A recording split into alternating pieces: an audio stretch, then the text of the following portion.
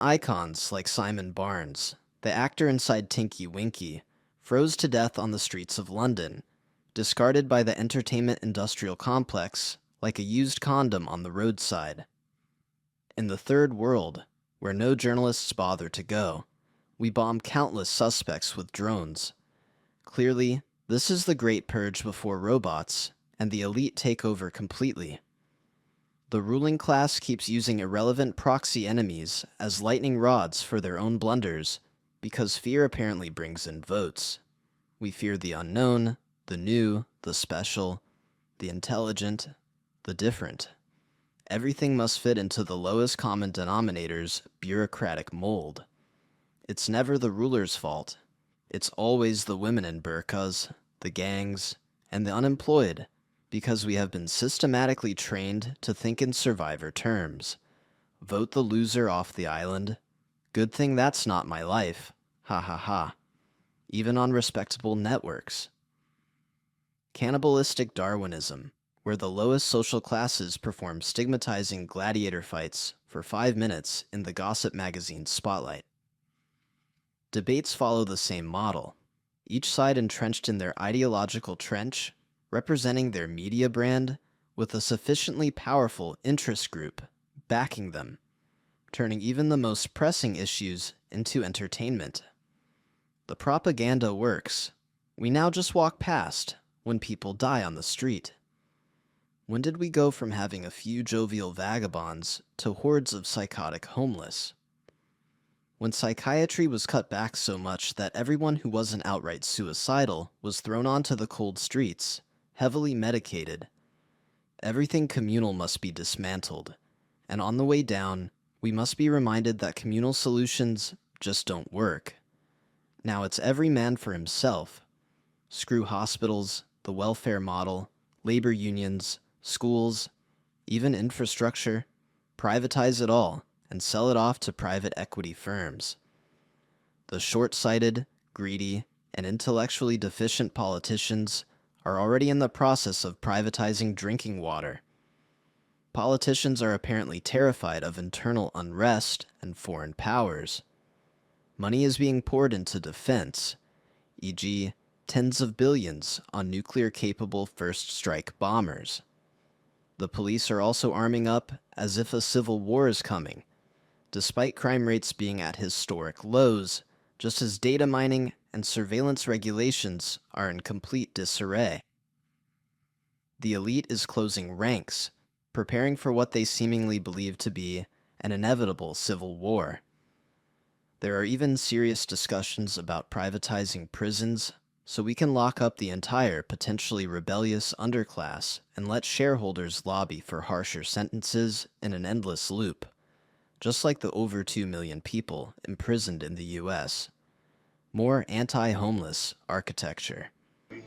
The media continues to paralyze us with stories about how dangerous the world is, without revealing anything beyond reality TV victims' sob stories, burqa terrorism, or lazy welfare recipients.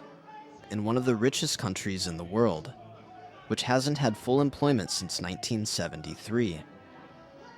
The good old term Prügelknabe, scapegoat, should be used more often.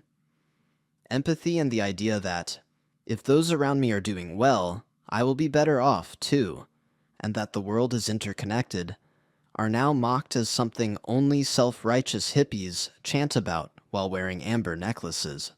On the other hand, the internet has allowed the poor to see exactly where the designer furniture are placed in real estate agent videos, so they can break in. Just like those suffering from economic exploitation in the third world can see that Malmo is a cool place from their desert internet cafes.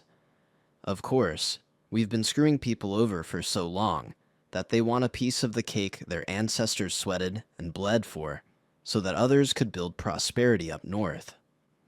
We have managed to keep this tendency at bay for a long time by pitting southern nations against each other. Look at the Middle East, replacing reasonable modern democratic models with idiotic retro-religion and dictatorships, which we then fear, making us believe it's wise to invest in surveillance and weapons. At home, We keep the masses down through consumerism, addiction, and digital brainwashing that fuels OCD. Bad food, toxic medicine, alcohol, drugs. We are supposed to die around retirement age so we don't become a burden to the all-important elite hiding away in private hospitals. In the haze of neon screens, they watch us breathe, they chart our dreams. Pavements lined with empty faces, glass shields block their view. Privatized our sleeping places, fences cage the pew. Budget cuts on broken minds, they tell us there's no cure.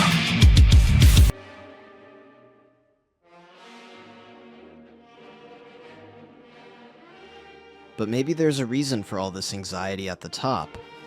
Maybe they sense that the oppressed masses might rise up when the system's sedatives no longer work. Maybe we turn off the screens and burn down the halls of power, wherever they may be. Maybe one day, the cuts will go too far, and it won't just lead to more break-ins, overdoses, and domestic violence, but will actually push the suffering rural population to the brink, unable to dull the pain of this Titanic-like societal theater with pills and pasta spirals anymore. The state is prepared to crush you. They are already tracking your GPS location and analyzing your weird music choices online, placing us all into categorized profiles. There's already a mark on your door, so just sit tight. We don't stand a chance. Use it wisely. There's nothing new in this. The only new thing is that you could try marrying a Saudi prince.